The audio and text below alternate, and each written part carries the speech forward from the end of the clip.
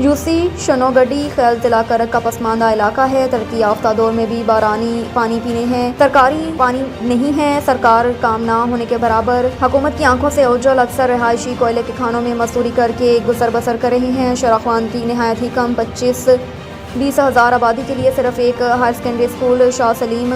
جب سے اسکول حاضہ میں موجود پرنسپل ممتاز، ماہر تعلیم اور تجربہ کار منتظم الحاج رایت خان نے چارج سنبھالا، دوسرے علاقوں کے برابر لانے کے لیے، علاقے کے بچوں کو زیادہ تعلیم یافتہ بنانے کے لیے تمام تر صلاحیتیں بروئے کار لانے میں مصروف ہیں۔ کلاشنکوف کلچر ختم کر کے بچوں کے ہاتھوں میں قلم دینے کے لیے محدود و دستیاب وسائل کے تحت انقلابی اقدامات کر رہی ہیں۔